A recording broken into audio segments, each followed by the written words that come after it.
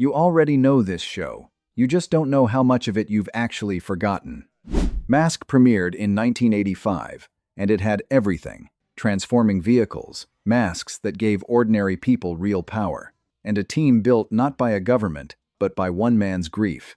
It was unlike anything else on television. And then, without a word of warning, it became a completely different show. Most people who watched it never noticed the moment it changed. Almost nobody knows the real reason it ended. I'm going to walk you through all of it, every decision, every behind-the-scenes move, every reason this show rose fast and disappeared even faster. And I promise you, the truth behind why M.A.S.K ended is something you won't see coming. If you want more stories like this one, hit subscribe and turn the notification bell on, because I do this every week.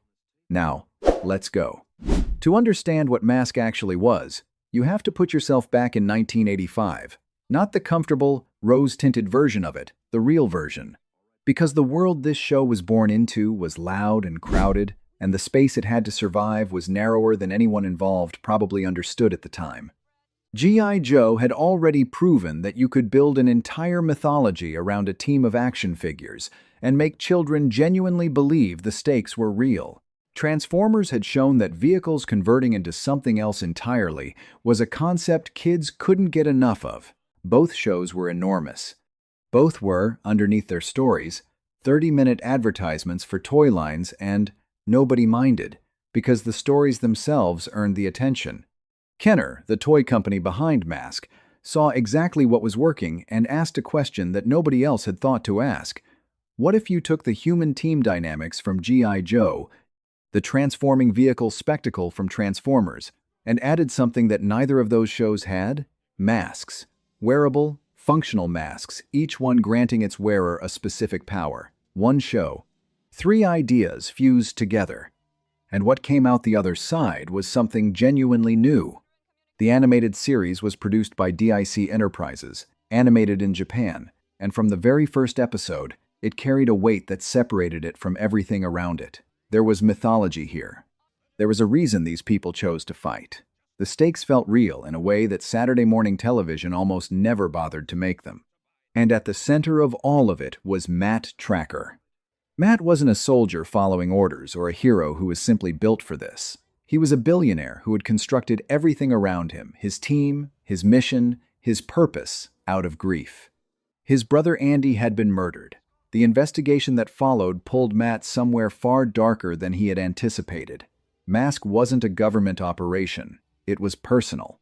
It was a group of people who chose every single time to show up because they believed something worth protecting was at risk. That difference between chosen loyalty and assigned duty was the emotional foundation the entire show rested on. Around Matt was a team that felt genuinely human. Bruce Sato, a martial artist and engineer whose quiet confidence made him the kind of character you trusted before the show ever told you to. Dusty Hayes, whose easy manner hid a sharp tactical mind. Hondo McClane. Gloria Baker, one of the few female characters in 80s action cartoons who was simply allowed to be good at her job, no fanfare, no exception made. And then there was Scott Tracker, Matt's son. A real kid, stumbling into missions he had no business being anywhere near, with his robot companion T-Bob beside him. Part comedy, part heart, entirely necessary. If you were a child watching M.A.S.K, Scott was you. The show knew that, and it treated that responsibility with a care that most cartoons of that era threw away. Against all of them stood Venom, the vicious evil network of mayhem, led by Miles Mayhem, a villain who was cold and precise in a way that few animated antagonists ever managed to be. Mayhem didn't stumble. He didn't monologue for the sake of it. He planned, and he followed those plans with a patience that made him feel genuinely dangerous every time he appeared on screen. From the very first episode, this felt like a story that had something real behind it, and what happened next proved that feeling right, though not in the way anyone watching could have predicted. Season 1 ran for 65 episodes, a scale that gave M.A.S.K something rare for a show of its kind. Time. Time to let its world grow, its characters develop, its stories land with actual weight. It took the team everywhere: Australia, Japan, Paris, Venice, the Andes, China, the Himalayas. There was a real sense of scope here, the feeling that Mask and Venom were fighting a war that stretched across the whole world, and that every corner of it was at risk. The episodes had genuine ambition. The Death Stone centered on a meteorite, with the power to reshape governments. Video Venom turned mass hypnosis through television into a weapon, and if you were a kid watching it, there was something quietly unnerving about a villain using the screen you were already sitting in front of. Assault on Liberty had Mayhem targeting the Statue of Liberty not as spectacle, but as a calculated, symbolic act of terror. But what truly separated Season 1 from everything else running at the same time was the way personal stakes kept threading through the action.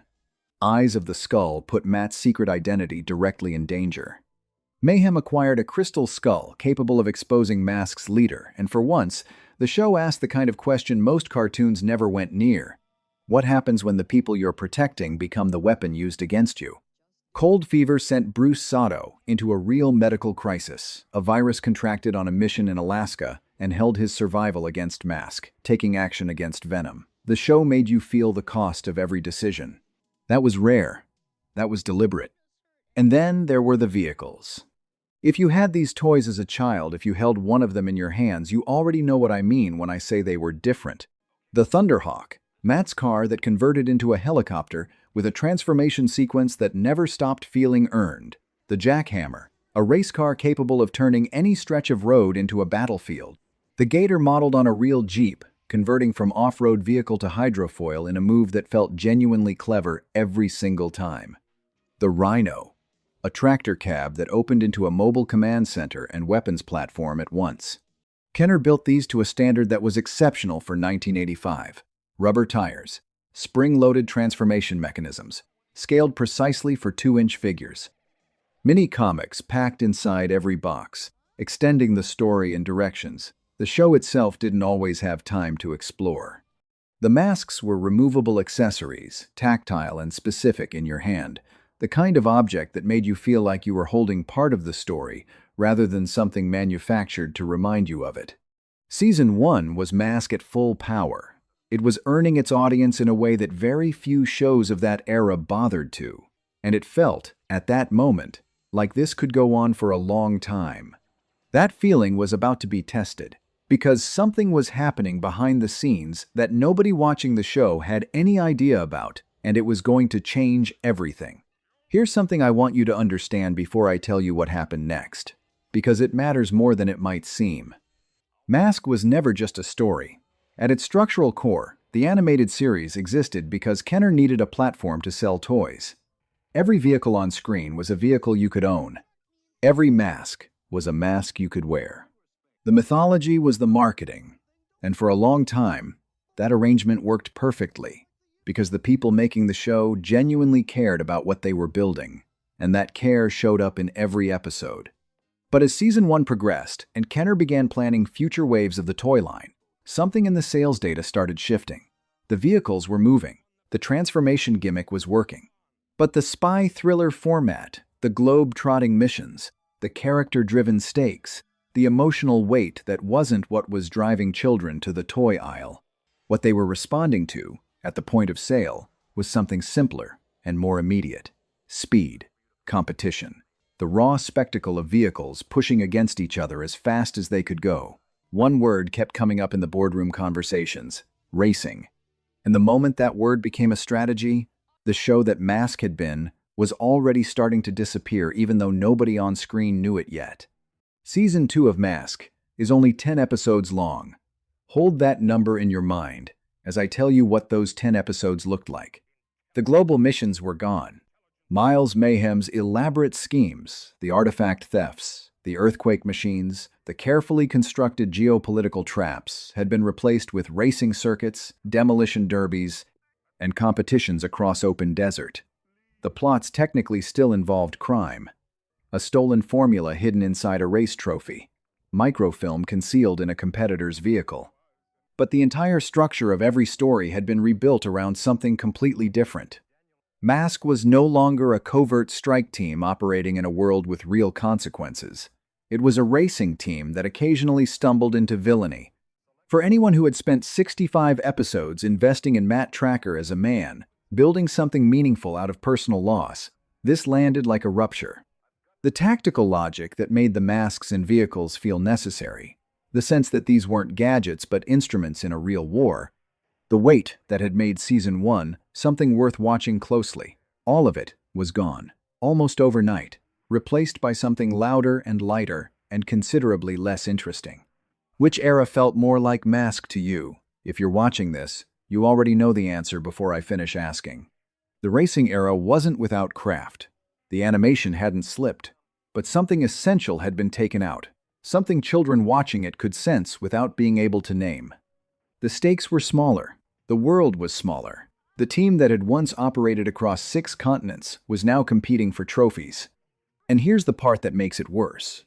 None of this was an accident. Kenner's 3rd and 4th toy series had already committed to the racing aesthetic before a single episode of Season 2 aired. The Split Seconds line, planned for 1988, was built entirely around speed and competition, not combat, not espionage, not anything that resembled what M.A.S.K had originally been. The show wasn't leading the toy line anymore. It was chasing it. And that gap between where the story was and where the business needed it to go was closing fast. What happened next wasn't just a cancellation. It was a collision. And understanding it means understanding something about how the whole era worked. Season 2's 10 episodes performed badly enough that a 3rd season was never seriously discussed. But the reasons behind that were layered in ways that went far beyond a simple shift in tone. The racing pivot had pushed away the audience that had built M.A.S.K's identity from the start. The audience that racing was supposed to attract never showed up in numbers that made the gamble worth it. The show was caught between 2 different ideas of what it was supposed to be, and it satisfied neither of them. At the same time, the industry around M.A.S.K was fracturing. 1987 was a genuinely brutal year for the toy market. Mattel posted losses that shook the entire sector. Children's attention was moving somewhere new. The Nintendo Entertainment System was in living rooms across America, and it was competing for exactly the Saturday morning space that animated series had spent years trying to own. The calculation of what children wanted had shifted in a direction that no action figure line could easily follow. And then came the final blow. Late in 1987, Kenner was acquired by Tonka. New ownership, new priorities, new lists of which properties were worth continuing to fund. M.A.S.K was not on the list that mattered. The toy line ran through 1988, finishing the Split Seconds series that was already in production. But the animated series was done. 75 episodes, just over a year of original programming. And then, silence. No announcement, no farewell episode, no final confrontation between Matt Tracker and Miles Mayhem that gave the story the ending it had earned. One Saturday morning, the show simply wasn't there. Children who had been watching every week were left with a gap where something used to be a gap, with no explanation and no closure. That is the cruelest kind of ending. Not a finale, not even a goodbye, just an absence where a story used to live. Here's what I want you to hold on to as I tell you what came after. M.A.S.K didn't vanish. It moved. In Europe, the show kept airing in syndication long after American television had walked away from it. UK, Australian, and New Zealand audiences held on to it in ways the domestic market never allowed. Complete series DVD releases appeared in those regions years before American fans could access even a fraction of the run. The show had found a second home, and that home took better care of it than the first one had. The collector market built its own quiet case for the show's importance over the years that followed. Thunderhawk, the Rhino, Jackhammer. Vehicles built to a standard that very few competitors matched became objects of real adult desire, not just sentiment, but genuine appreciation for craftsmanship. Complete sets in original packaging began commanding prices that would have seemed impossible to anyone who simply set their toys aside in 1988 and moved on. IGN named M.A.S.K one of the best animated series of the 1980s. Hasbro, which absorbed the property through a long chain of corporate transitions, began circling the idea of bringing it back. A live-action film entered development with F. Gary Gray attached to direct. Plans were announced. Plans were shelved. Plans surfaced again. The property kept returning because the appetite for it never fully left. In 2025, Kenner-branded reissues of the original vehicles appeared on shelves and sold out. The Loyal Subjects relaunch brought updated versions to a new generation who found the show through old recordings and hand-me-down toys and the kind of word of mouth that doesn't need a marketing department. And somewhere in all of that, in the sold-out shelves and the revival announcements and every comment left on a video like this one, something becomes clear that maybe wasn't obvious enough when the show was actually running. M.A.S.K mattered. Not because it was perfect, not because it ran long enough to become a monument. It mattered because it did something that most entertainment, at any scale and any budget, fails to do consistently. It made you care. About Matt Tracker and the grief he turned into a mission. About Scott and T-Bob and the specific feeling of being trusted with something real before you're ready for it. About a fight that felt worth having, against an enemy who felt genuinely dangerous. That's not a small thing. That's the thing. If you were there, if Saturday mornings carried a particular weight because of this show, then you already know exactly what I've been describing. You felt it long before you had a word for it. And if you're coming to this story fresh, I hope what you just heard gives you a real sense of what was at stake. Because M.A.S.K wasn't just a cartoon that ended too soon. It was a world people built something inside of loyalty, stakes, the specific shape of a team that chooses to be one. Those things don't disappear when a show gets canceled. They wait. And sometimes, 40 years later, they come back. Now, if this story hit you the way I think it did, I want to point you somewhere right now. Because there's another show from this same era that went through something remarkably similar. A show that started as something almost mythological, built one of the most iconic characters in cartoon history, and then watched the people in charge slowly make decisions that its audience never forgave. I'm talking about He-Man, and the full story behind that show, what built it, what broke it, and what it left behind, is sitting right on this channel. Click the video on your screen right now. I promise it's worth your time.